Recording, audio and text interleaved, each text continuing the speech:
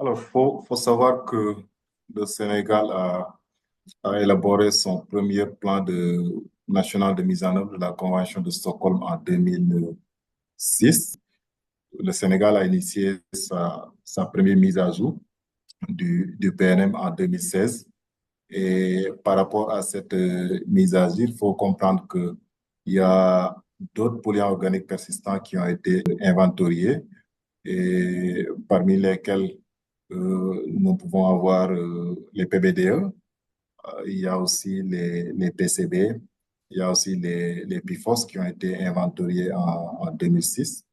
Et en 2021, on a commencé la deuxième révision qui constitue le troisième plan national de mise en œuvre de la Convention de Stockholm. Les POP qui ont été prises en compte dans le cadre de cette révision-là. On a ajouté de nouveaux POPs comme le Déclorant Plus. On a ajouté les PIFOA. On a ajouté aussi, on a inventorié les PBDE. On a inventorié le SBCD. On a inventorié aussi les PCN dans différents secteurs d'activité, que ce soit le secteur du transport, que ce soit la plasturgie, que ce soit le secteur des équipements électriques et électroniques, que ce soit aussi le secteur du bâtiment et de l'ameublement. Donc, tous ces secteurs-là ont été couverts par les inventaires.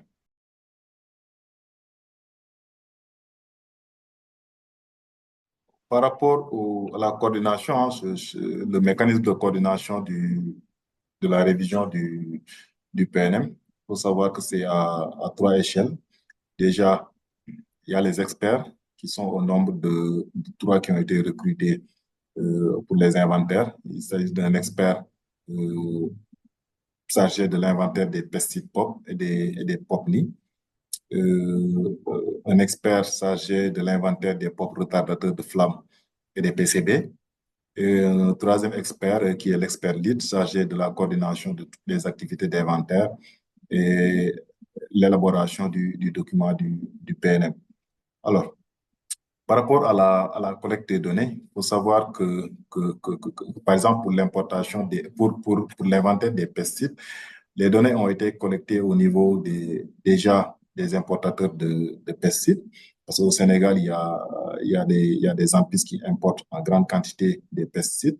Au niveau des formulateurs, au niveau des distributeurs et au niveau des utilisateurs. Quand je parle d'utilisateurs ici, je fais référence aux grandes firmes, hein, agricoles qui utilisent des quantités extrêmement importantes de pesticides. Pour les pesticides, les inventaires se sont concentrés sur cette chaîne de valeur-là, sur ce maillon.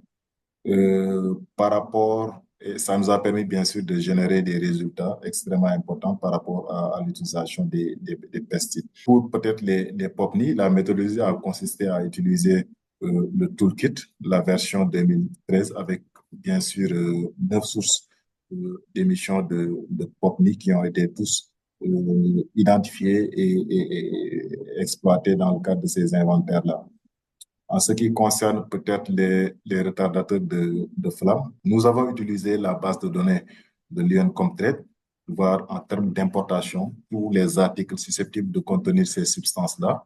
De 2014 jusqu'à 2024, on a eu les quantités des différents articles hein, qu'on a ciblés, que ce soit les équipements électriques, électroniques, les véhicules, le plastique, les meubles, les peintures vernies, etc. Tous les articles qui sont susceptibles de contenir ces substances-là de 2014 jusqu'en 2024, donc 10 ans, et pour faire l'évaluation, bien sûr, de ces substances-là. Et pour peut-être les PCB, donc les inventaires se sont concentrés uniquement sur le secteur de production d'électricité à travers la compagnie nationale d'électricité et un peu certaines compagnies privées qui n'utilisent pas souvent des transformateurs à PCB. Donc ça c'est le premier niveau concernant les inventaires. Alors le deuxième niveau, c'est le comité technique. Parce que nous avons un comité technique qui est composé bien sûr du point focal, moi-même, et en fait, des structures directement liées par la question des polluants organiques persistants. Je peux citer le ministère de l'Agriculture qui est en charge du contrôle de tout ce qui est pesticides, le ministère en charge de l'industrie, hein, qui valide les données d'importation utilisées au niveau des industries, le ministère en charge de la santé et le ministère en charge de l'énergie pour les données d'importation des produits pétroliers. Donc, le mécanisme, et en plus aussi, il y a les trois consultants. Donc, ça, c'est le comité technique restreint qui se charge bien sûr de recevoir les données des inventaires venant des consultants et de faire la première évaluation. Et si tout est cohérent, toutes les données sont cohérentes, il y a un deuxième niveau de validation qui consiste le comité de pilotage, qui est composé par la Commission nationale de gestion des produits chimiques, qui est une commission qui a été mise en place depuis 2002 et qui regroupe l'ensemble des entités directement liées ou bien indirectement liées par la question des produits chimiques d'une manière générale. Dans cette commission-là, on retrouve bien sûr le secteur privé, on retrouve les ONG, on retrouve aussi les services techniques compétents. Ça, c'est le troisième niveau de validation. Et après, il y a une dernière étape qui consiste à l'approbation et la soumission avec le Centre régional des conventions de Paris de Stockholm. Par rapport à une réglementation imposant au secteur privé de déclarer les POP, il faut comprendre que depuis 2008, on a interdit l'importation des PCB. Pour les nouveaux POP, par exemple pour les PFAS, il n'y a pas une réglementation imposant directement aux importateurs ou bien au secteur privé de déclarer ces substances-là.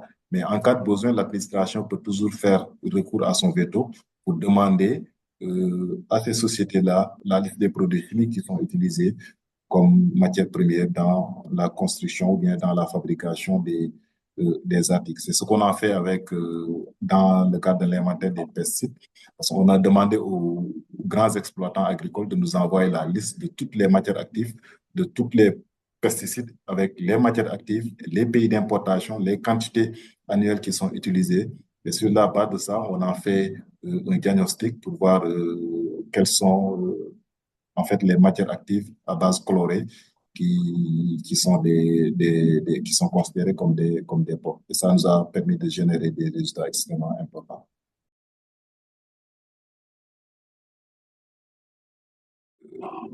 Le Sénégal a identifié 5 actions prioritaires, mais je veux juste citer 3. Le premier, c'est le renforcement des capacités en matière de contrôle. Aujourd'hui, avec les nouveaux POP, c'est incorporé dans les articles. C'est les équipements électriques, c'est les tissus d'ameublement, c'est les véhicules, c'est le plastique. Mais malheureusement, notre pays n'est pas outillé en termes de technologie pour détecter ces substances-là à l'entrée du territoire. Je pense que ça, c'est un défi et une action prioritaire à prendre en ce sens, c'est quand même le renforcement des capacités techniques pour les corps de contrôle. L'autre point, c'est la gestion des sites contaminés par les POPs. Parce qu'aujourd'hui, on a constaté qu'effectivement, par exemple pour les véhicules, il y a des démantèlements clandestins qui sont faits. Et souvent, c'est des véhicules avec des âges très avancés et qui sont susceptibles de contenir ces substances-là. Mais malheureusement, le démantèlement se fait au niveau des sites qui ne sont pas contrôlés. Et bien sûr, l'urgence, c'est véritablement d'acquérir voilà, de plateformes ou bien de centres de démantèlement des véhicules en fin de vie. Alors, l'autre action prioritaire qui me semble extrêmement importante, c'est l'abandon de l'utilisation des PCB et la gestion écologiquement rationnelle des déchets contaminés par les PCB. Dans le cadre de cette révision-là, on a fait l'inventaire des PCB et on a identifié un certain nombre de transformateurs encore en service et en stock susceptibles de contenir des PCB parce que datant avant les années 1993-1990. Donc, on a élaboré un plan d'élimination dans ce sens avec des quantités de liquide diélectrique, mais aussi des quantités de déchets contaminés par les PCB.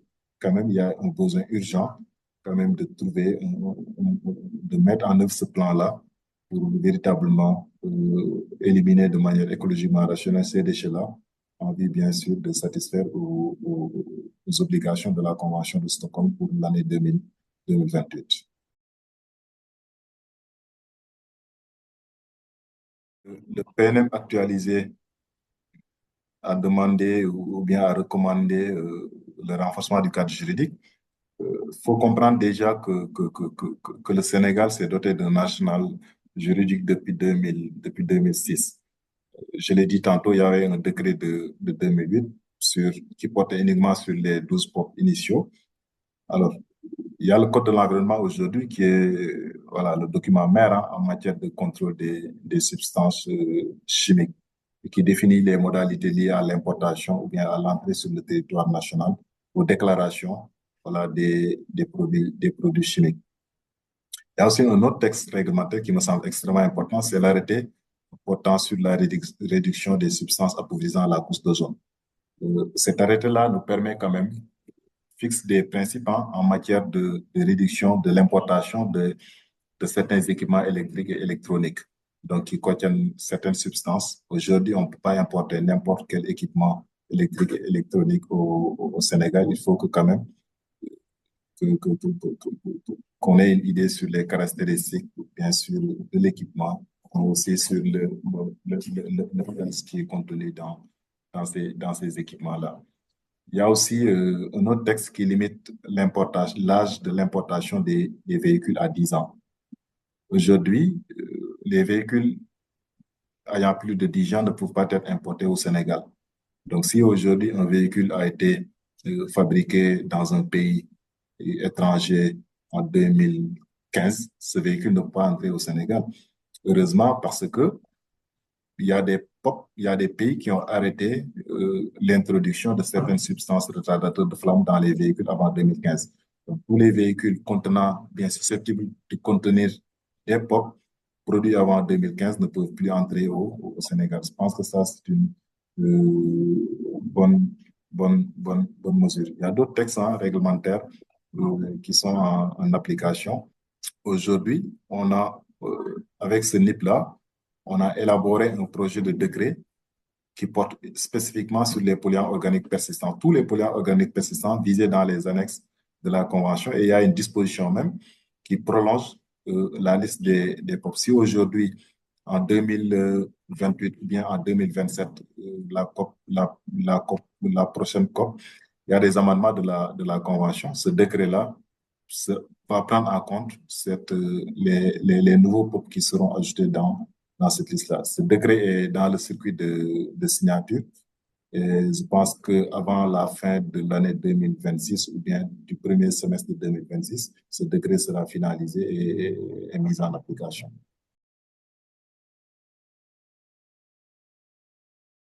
Dans le processus de révision du PNM, on a organisé 4 missions de sensibilisation au niveau des régions. Et ces sensibilisations étaient destinées aux producteurs maraîchers qui utilisent souvent les pesticides, mais aussi au niveau de l'administration déconcentrée. Il y a d'autres portes d'entrée des produits plastiques, des produits chimiques. Et l'idée, c'était véritablement de sensibiliser ces services techniques régionaux, mais aussi les agriculteurs au niveau des régions qui manipulent souvent les produits chimiques, pour les permettre quand même de s'imprégner voilà, des questions ou bien des enjeux en rapport avec les polluants organiques persistants. Et ça nous a permis aussi d'avoir, de voir effectivement les produits qui sont utilisés par ces agriculteurs-là sur site, parce que on a eu à voir les contenants vides avec les fiches techniques de ces produits-là pour voir si effectivement c'est des produits qui contiennent des POP ou bien c'est des produits à base de ces substances-là. La Commission nationale de gestion des produits chimiques aussi nous a beaucoup aidé parce que, comme je l'ai dit, c'est une commission interministérielle et qui regroupe beaucoup d'acteurs. Et je pense qu'il y a même Pan-Africa qui est dans cette commission-là et qui véhicule le message au niveau des autres GNG, mais aussi des agriculteurs. Il y a le secteur privé, il y a le patronat qui regroupe l'ensemble des acteurs du secteur privé qui sont membres donc, de cette commission-là. Je dirais que peut-être l'implication de toutes les parties prenantes, parce que le comité technique qu'on a mis en place a beaucoup aidé, parce que toutes les données qui ont été remontées par les consultants ont été validées par les services techniques. Et d'ailleurs, ce sont même ces services techniques-là qui gèrent souvent les données, parce que si on a besoin des données, si je donne juste un exemple sur la quantité, ou bien le nombre de véhicules qui a été importé depuis 2024. Au-delà de la base de données de l'UN complète, il y a le service du transport qui peut faire les vérifications et confirmer donc ces données-là. Mais aussi, un autre point qui me semble important, c'est l'implication des communautés de base, les utilisateurs de ces pesticides-là, qui sont directement liés, qui sont directement intéressés par cette question. Je pense que pour avoir plus d'acceptabilité sociale pour les prochaines mesures, parce que cette révision-là sera sanctionnée par un renforcement du cadre juridique, et pour que ces mesures-là soient bien prises en compte par ces producteurs-là, il va falloir que les sensibiliser davantage et les intégrer dans le processus de révision.